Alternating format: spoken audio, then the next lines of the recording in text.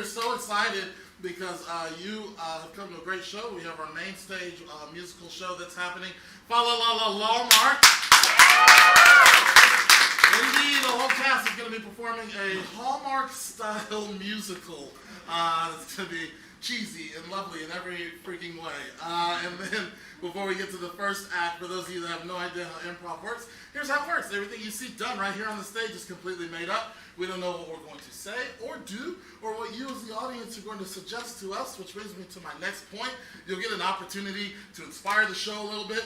And when that happens, you feel free to yell out whatever's appropriate to what we're asking for. So, for example, if I were to say, give me your favorite character from a TV show, book, or movie, you might say?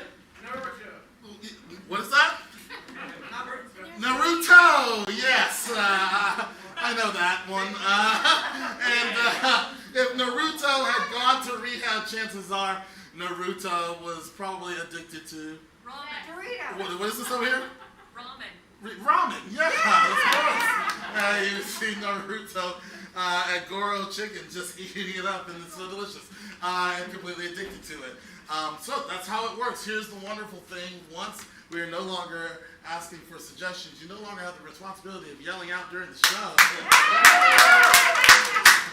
Don't do that. If you do that, we're going to have to awkwardly look at you.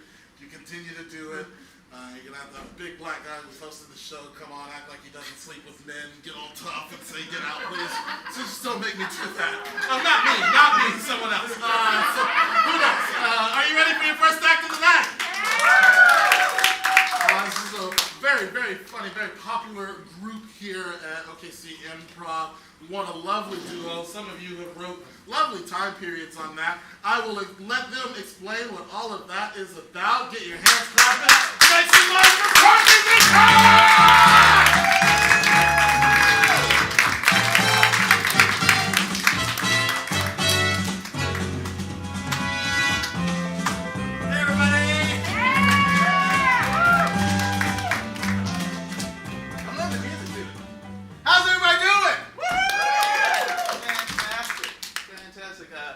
That's Tyler. That's Roger. And we are Partners in Time.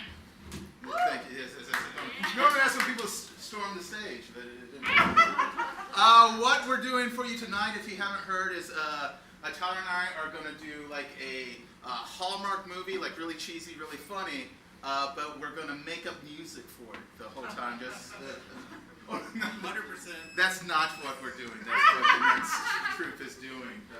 What we're going to do is we're going to kind of come up with these heartfelt scenes to work through some of our inner demons. We both have had a really rough week, so there's no telling where the show's going to go. Yeah, emotional, raw, like grounded, character work, believable, acting, studio. Really, like this is a class on acting. Is what you get your notes out, and so we'll do that, and then in the middle of it, we'll go to your board, or our board that we allowed you guys to graffiti on, and pull a time period. And let you wreck the whole thing.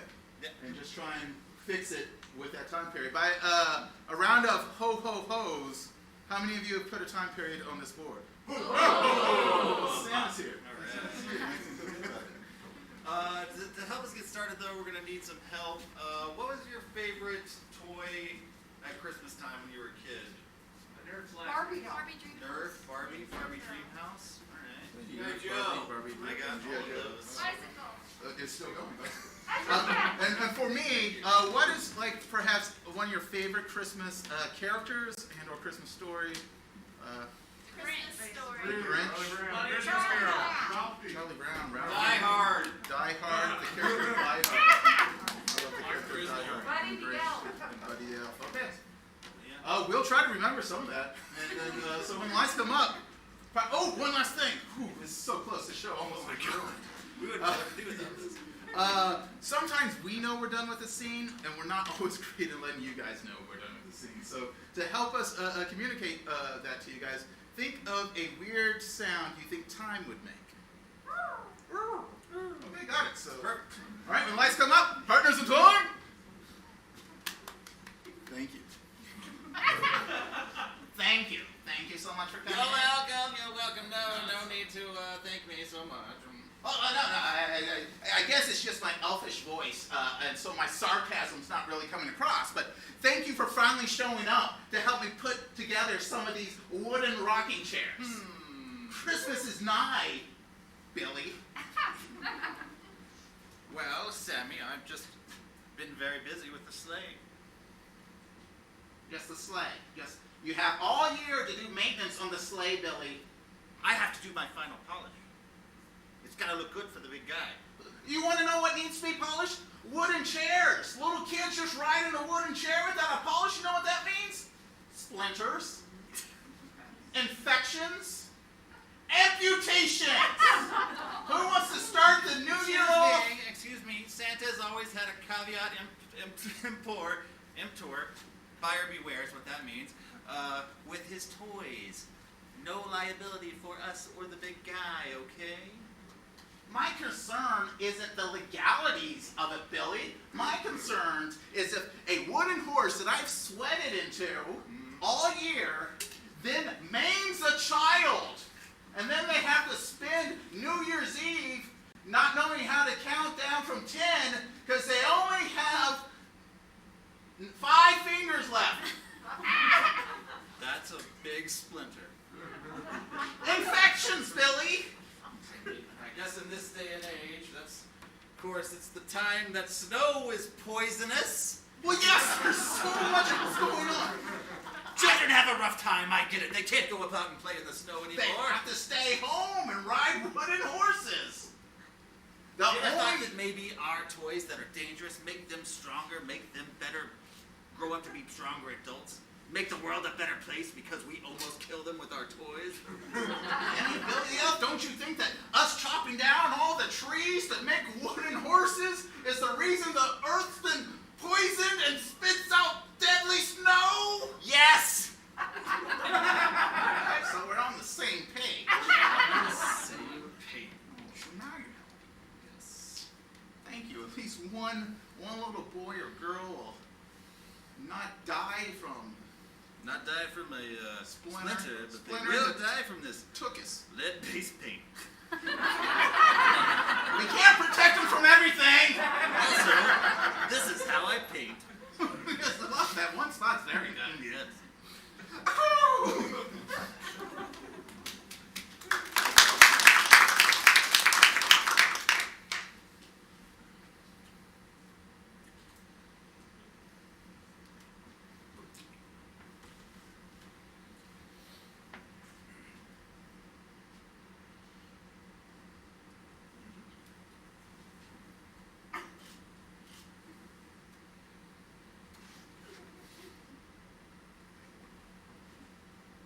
Well, it's looking pretty good, Jim.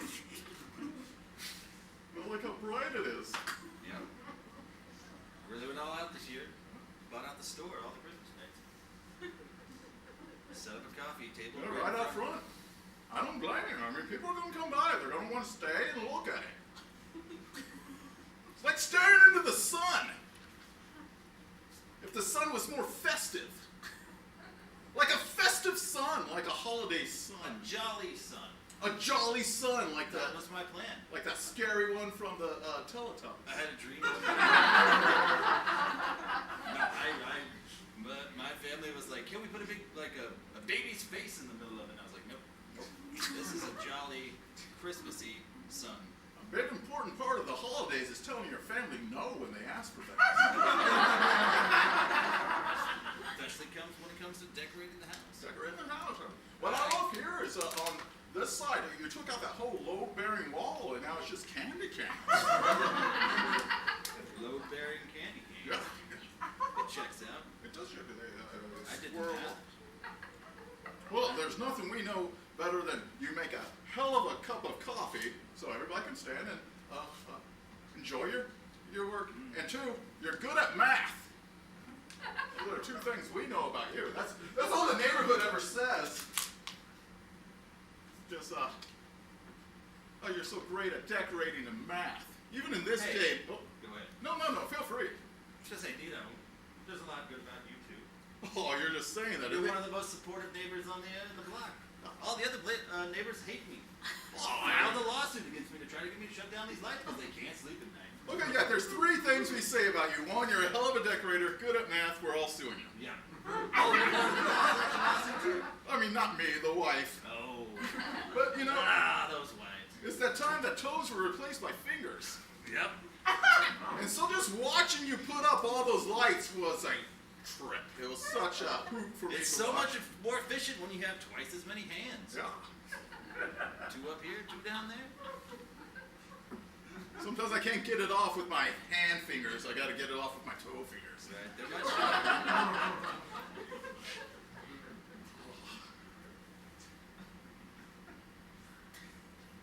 You ever worry? You just ever worry? I'm pretty much constantly in a state of worry about the world, my health, my finances, the load-bearing wall that's gone. Like, I worry all the time. Man, But you didn't worry about your toes being replaced by fingers. no, the advantages were obvious, and I jumped in full force. Like, I took it. I was like, champ. See, and that's the thing that's different about you that with me. Like, I worry about that all the time. Like, that night that we all fell asleep and woke up with fingers as toes. Like, how did that happen? Who did that? Why did they replace my shoes? I had to go out and buy all new sizes. That was a hassle. Took a long time for them to change the shoe factories to make longer shoes. Worry about my wife sleeping around? I worry I might have a drinking problem. Yeah, I love that.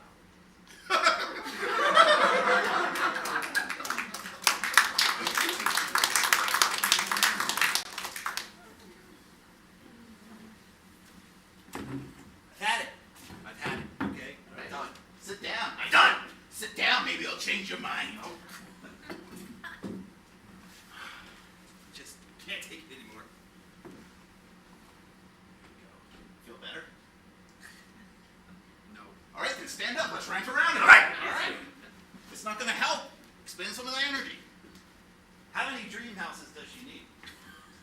How many dreams are you going to make our little girl pick?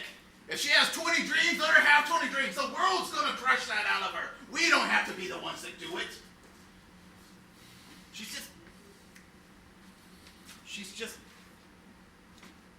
Say it. she's getting awful demanding. Her dreams keep getting bigger and bigger every year.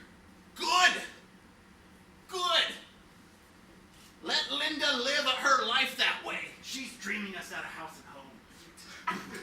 I'd rather her dream us out of house and home than have her sweet little heart and mind squelched by the realities of the world and finances and supply chains. We're raising an absolute narcissist who's spoiled beyond belief. Yes! I know you're waiting for the world one day to come in and do our parenting for us and destroy those dreams. No! Do you think that's what parenting is? It's not destroying dreams, it's setting up unattainable expectations. Our parents didn't do that for us. And look how we turned out! We can't even afford to give our daughter 20 dream houses. That cul-de-sac's never gonna be finished. I want our daughter to have a cul-de-sac of dreams. Fortunately, it's when the radio was invented. Yes, that's fortunate because every time a radio goes bad, we can just knock those guts out and put a home in there.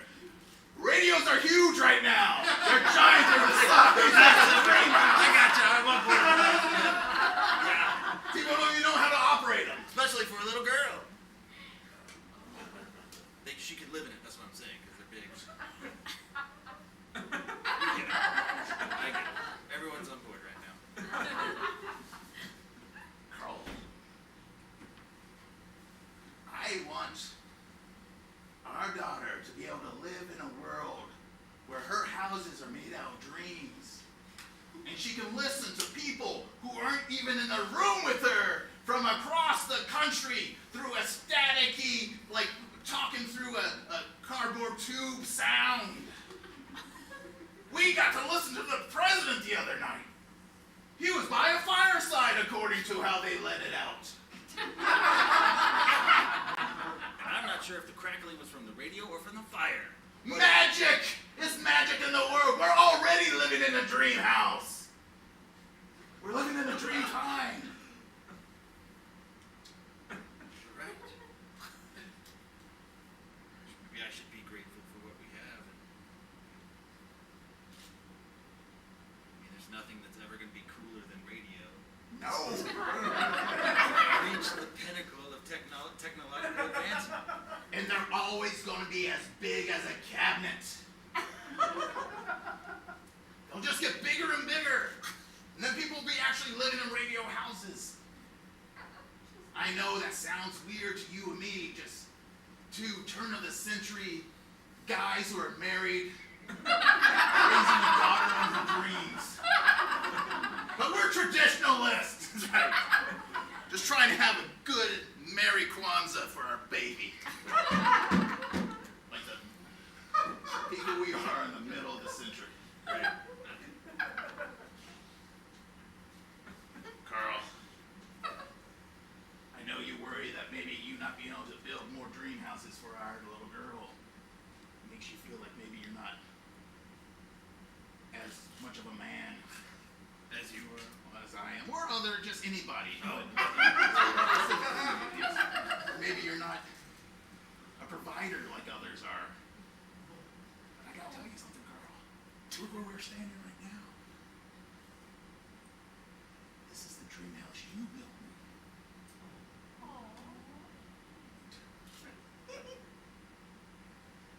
I love the holidays.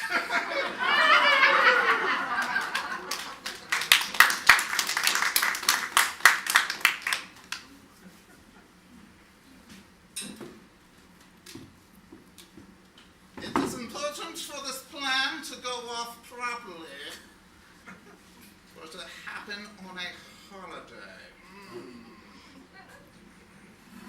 Now, obviously, we must break into an unbreakable vault.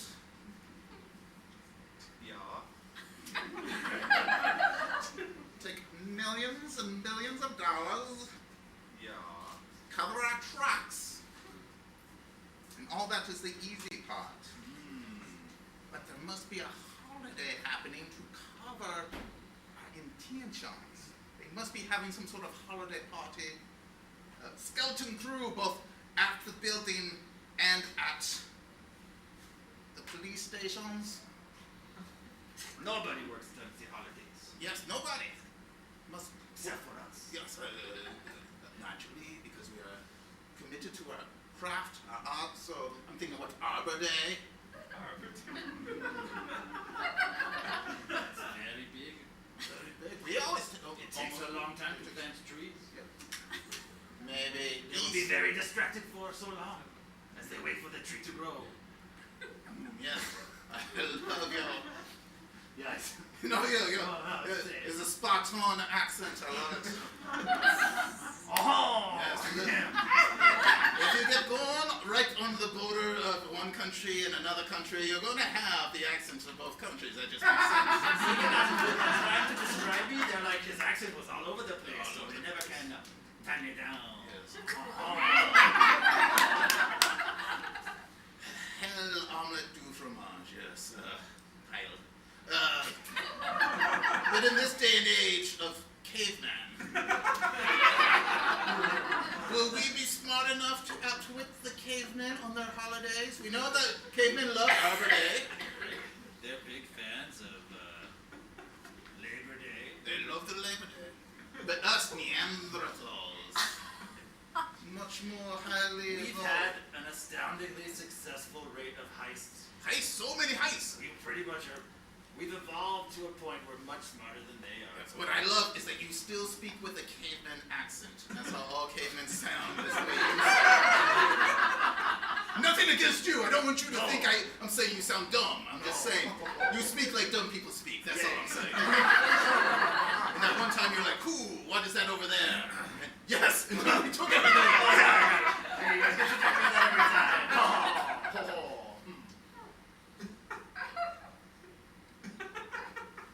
Ugh. Are you really Neanderthal? It's okay if you're not. I love you either way, but I guess it's time for me to confess. I am not a Neanderthal. I am not a caveman. what's that? I am the French.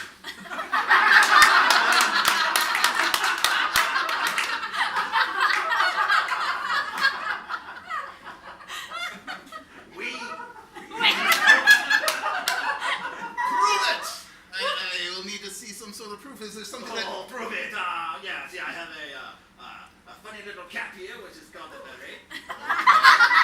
And I also have with me my trusty baguette. Okay. I will just say that a beret, I've seen people in all sorts of organizations wear that beret. And a baguette is also very popular in Vietnam. If only there is one thing that the French do that's different than other things people do, like if there was a specific... Like something it's stereotypical and Yes. not really just technically historically accurate. Yes, like me, I'm a Neanderthal, and then you have regular handshakes, and then you have the Neanderthal handshake, where it's...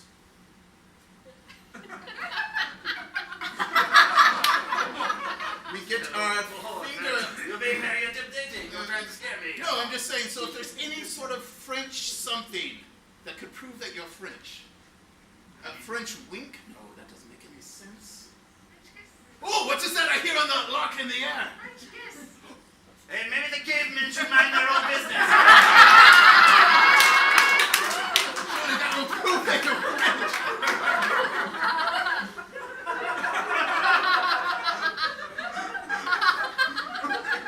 I mean, fortunately, I'm wearing protection.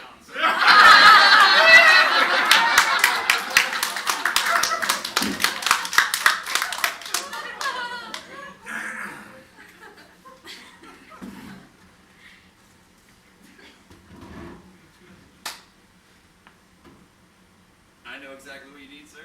Got it right here. A nice set of armor. Finest steel. I can fit it just for you.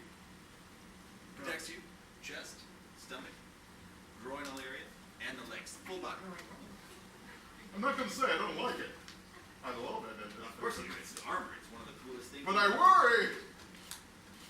Now what is putting out there, what the people are going to see when they look at me, they're going to be like, oh, that's Jimmy. He's scared of being killed. They walk around in armor all that time. Jeremy's a big scaredy cat of being stabbed and murdered. And I don't know if that's what I'm wanting to put out there. What else you got? Okay. Back here. I have here a large collection of various weapons. Oh. Swords, Uh-huh. bows and arrows, Uh-huh. spears, Uh-huh. the swinging thing with the ball on the Oh, end. a mace. I recognize a mace. What I'm was testing you. what was the first one? Swords, Okay. And then it was... bows and arrows, Okay. And then it was a... spears, Uh-huh. and then swinging thing. Swing it on the mace thing. Some people call mace. I like it. I'm not going to lie to you. I don't not like it. But I worry that if I go out there, what people are going to say is like, there goes Jimmy. He wants to kill somebody. Look at Jimmy. He just loves walking around and stabbing people, maiming them, hitting them with a mace. But I don't know if that's just what I wanted to put out there. Please think about this though. You put that on, people be like, oh, he's afraid of death. You put those on together, you're afraid of death, but you're not afraid of dispensing death. Right. I think if I put both of them, I see the upsell though. Yeah. Nice try. What I see if I do both of them is like, look, there's Jimmy the hypocrite. Look at Jimmy, he's scared of death, but he's giving it out willy-nilly, left and right. It's the Cretaceous period. Right. You're gonna be worried about a bunch of dinosaurs thinking that you're some kind of coward. They're the cowards. They grew the big teeth and the big massive size. Look at Tyrannosaurus Rex. You think he got that way because he was cool and he was okay with his self-image? No, he was scared, so he grew into a vicious killer. With little arms, and we make fun of him. I don't want to be like that. I want to be someone that, one, people don't make fun of, and two, I want to build the bridge. Like, you know how there's me, Jimmy, you, store clerk, and then cavemen, and Neanderthals, and French, and dinosaurs. The whole gamut. I want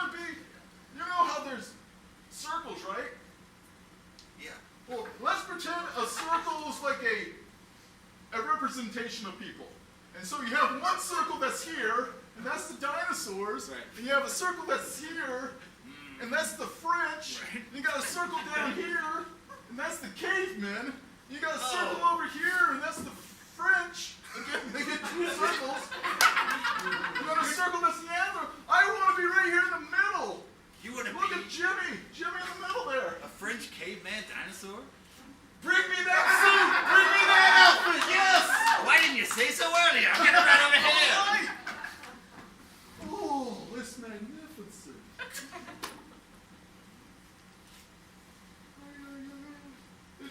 It sounds beautiful, it looks beautiful, it smells beautiful. You're going to bring peace to the world. I love it. Put me in it. Oh. It's very easy to put on. Yeah, it wasn't that big of a deal as I thought it was. Oh, that makes it more convenient. There we go. There you go. I love it. You know what, just in case, hand me that mace too.